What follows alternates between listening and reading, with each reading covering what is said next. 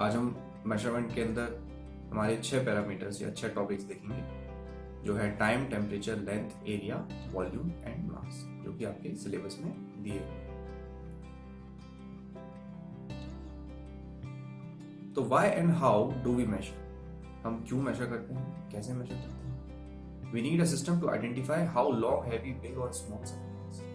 मतलब हमें कोई सिस्टम चाहिए जिससे कि हम पता कर सकते हैं उसकी कितना बड़ा है, कितना हैवी है, कितनी इंटेंसिटी है, इस तरह की चीजें। और accurate observation of phenomena are one of the key to success in lab sciences. Lab में भी एक accurate observation करने से ही हमें साइंस आगे बढ़ता है, चाहे वो फिजिक्स की लैब हो या केमिस्ट्री की लैब हो या बायोलॉजी हो या डे टू डे लाइफ में भी हो। फर्नीचर बनाने में भी हमें इस तरह की चीज़ का मेजरमेंट करना पड़ता है। दूध में भी हम लीटर नापते हैं, तो मेजरमेंट हमारे लिए बहुत जरूरी है। To measure anything we need a unit in which amount और इंटेंसिटी इज मेजर्ड। मतलब हमें एक यूनिट चाहिए होती है, हम किसी चीज को उस यूनिट में ही डिस्क्राइब कर सकते हैं कि वो कितना है। तो डिफरेंट पार्ट ऑफ वर्ल्ड में टाइम, टेम्परेचर, लेंथ, एरिया, मास एक्सेट्रा, मतलब ये सब चीज़ों के लिए अलग अलग यूनिट्स यूज होती हैं। लेकिन एक इंटरनेशनल स्टैंडर्ड सिस्टम है जिसको हम एसआई यूनिट सिस्टम बोलते हैं। उसमें क्या है, सारे ही साइंटिफिक ऑब्जर्वेशंस के लिए फिक्स यूनिट रखी गई है और उसको ही ऑब्जर्व करता, जिससे कि डेटा में कंसिस्टेंसी रहे, ऑब्जर्वेशन में कंसिस्टेंसी रहे। उसको मैट्रिक सिस्टम भी कहते हैं। मेजरमेंट से रिलेटेड एक न्यूज़ भी है हमारे पास कि जो BIPM है, मतलब वो जो इंस्टीट्यूट है जो मेजरमेंट की डेफिनेशन और ऐसा यूनिट्स डिसाइड करता है, उसने 16 नवंबर 2018 को मीटिंग की थी और उस मीटिंग में उन्होंने किलोग्राम, एम्पियर, केल्विन और मोल की डेफिनेशन चेंज कर दी। उससे हमारी डे टू डे लाइफ में कोई अंतर नहीं आएगा क्योंकि डेफिनेशन चेंज हुई है, लेकिन kilogram is same, ampere is same, kelvin is same, mole is same, लेकिन उसका डेफिनेशन चेंज कर दिया है जिससे कि फ्यूचर में हमें कोई प्रॉब्लम ना आए। और ये डेफिनेशन कब से लागू होने वाली है? ये 20 मई 2019 से। तो अभी वो लागू नहीं हुई है, अभी हम पुरानी डेफिनेशन से ही चल रहे हैं। तो प्रीफिक्सेस देखते हैं। हमारे यूनिट में हम प्रीफिक्स जोड़ देते हैं, जैसे कि टेरा, गैगा, मेगा, किलो, हेक्टो, डेका। ये सब जोड़ के हम अपने यूनिट को दिखाते हैं कि ये कितने टाइम्स। जैसे कि मान लीजिए 1 मीटर है और आपको 10 मीटर दिखाना है, तो वो आप डेका मीटर बोलो। 100 टाइम्स दिखाना है तो हेक्टोमीटर, 1000 टाइम तो किलोमीटर, और 1 मिलियन टाइम तो megametre, gigametre and terametre इस तरह से। और अगर आप नीचे की ओर जाएं, डेसिमल्स में जाएं, तो डेसीमीटर मतलब 1 मीटर का 10वां हिस्सा, ये मतलब 10 सेंटीमीटर, मतलब किसी भी यूनिट का 10वां हिस्सा। 100वां हिस्सा सेंटीमीटर, 1000वां हिस्सा मिलीमीटर, इस तरह से micro, nano and pico. Pico is 1 billionth, 1 billionth हिस्सा होता है किसी भी चीज का। पिको के बाद आता है फेम्टो। तो हमारा पहला चीज देखते हैं मेजरिंग टाइम। टाइम को पुराने जमाने से ही अलग अलग तरीके से मेजर किया जा रहा है, चाहे वो सनडायल हो, आवर ग्लास हो, आजकल मैकेनिकल क्लॉक्स यूज करते हैं, डिजिटल क्लॉक्स यूज करते हैं। ऐसा यूनिट जो है टाइम की, वो है सेकंड। हाँ, तो सेकंड का डेफिनेशन देख लेते हैं। पुराने जमाने में जो डेफिनेशन था वो क्या था? The unit of time, the second, was defined originally as the fraction 1/86,400 of the mean solar day. Mean solar day 24 hours का होता है, और उसका जो इतना हिस्सा होगा, मतलब एक आवर में 60 मिनट, 60 मिनट में 60 सेकंड, इस तरह से आप कर सकते हैं, या 24 आवर्स को सीधा इससे मल्टीप्लाई कर दीजिए, आपका जो लेंथ ऑफ ड्यूरेशन आएगा उसको 1 सेकंड। मॉडर्न डेफिनेशन क्या है SI यूनिट सेकंड की? Second is the duration of 9,192,631,770 periods of the radiation corresponding to the transition between the two hyperfine levels of ground state of cesium-133 atom। तो जो caesium है उसके energy levels में difference आने पर जो radiation निकलता है, उसकी इतना अमाउंट निकलने में जो टाइम लगता है, उस टाइम ड्यूरेशन को 1 सेकेंड डिफाइन किया गया है।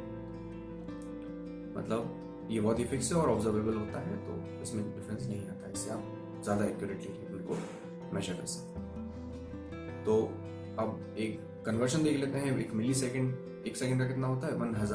1000वां हिस्सा होता है 1 मिली सेकेंड 1 सेकेंड का।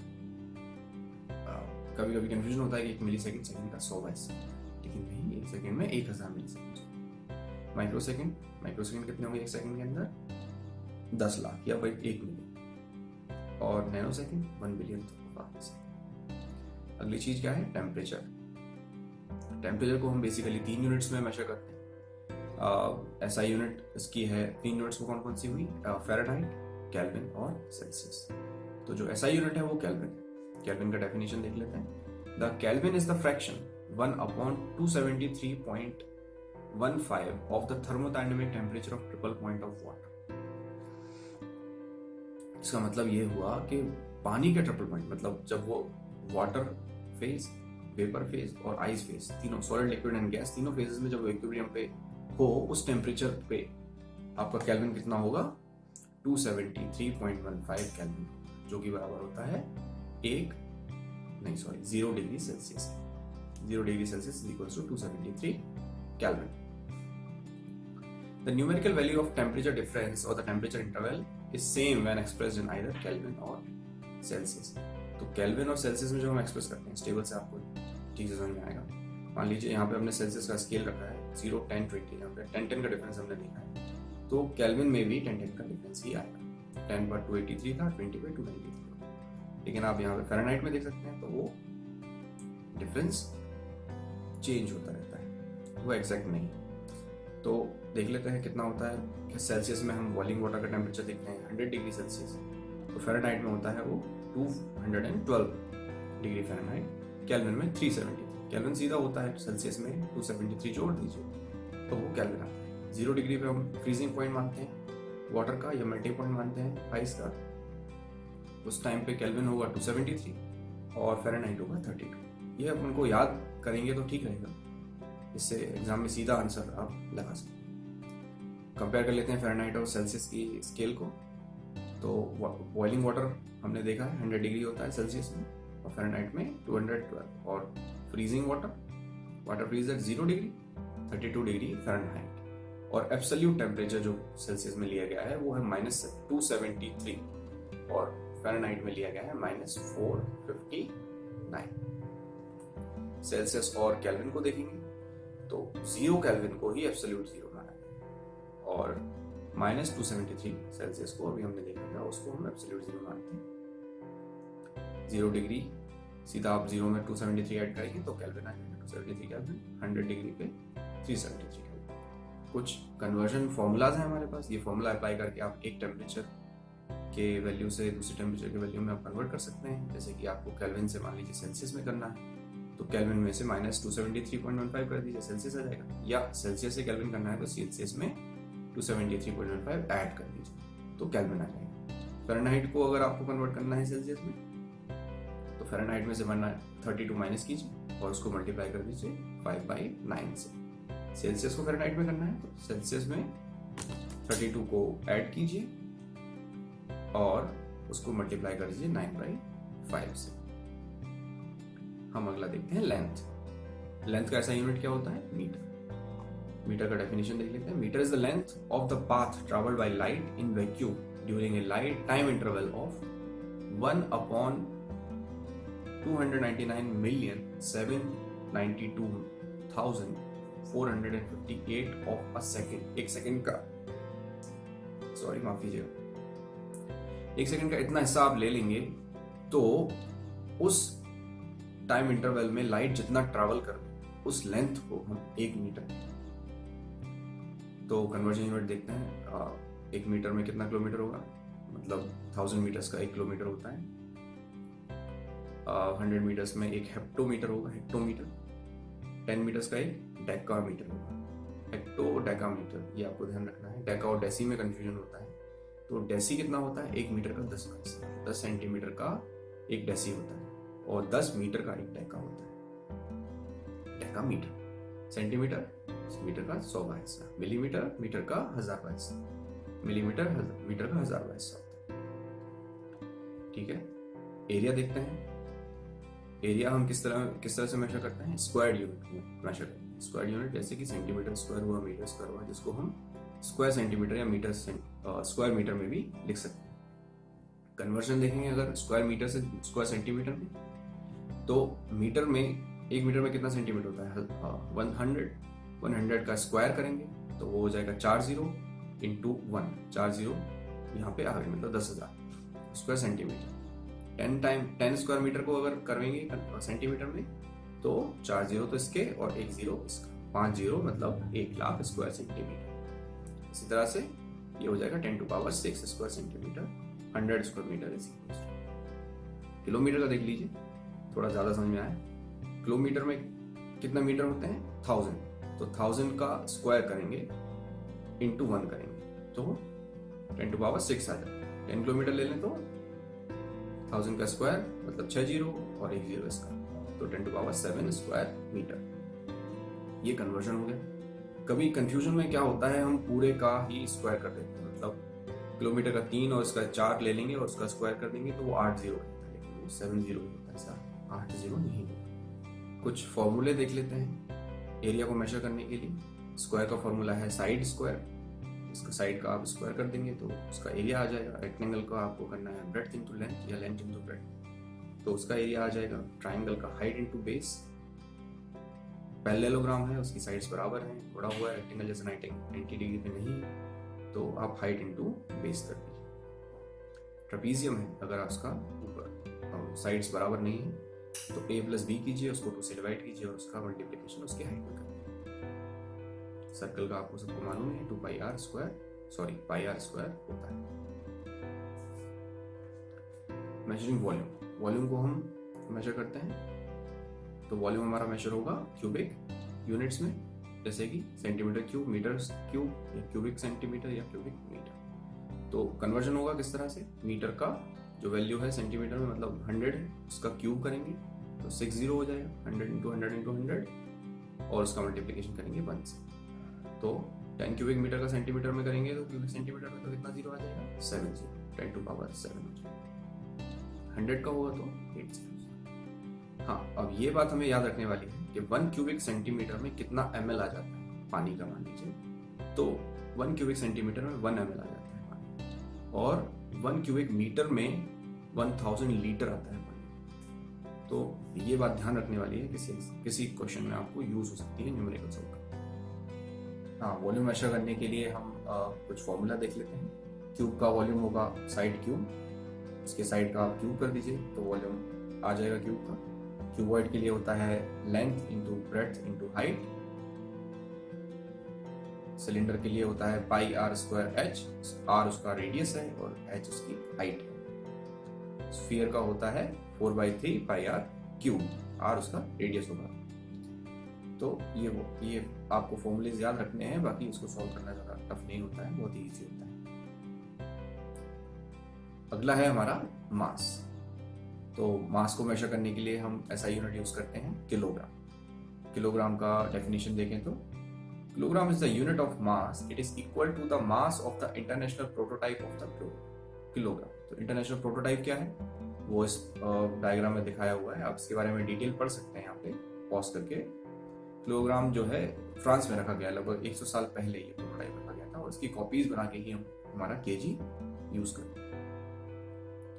Weighing is a measure of gravity effect on something. Mass is the amount of matter in object.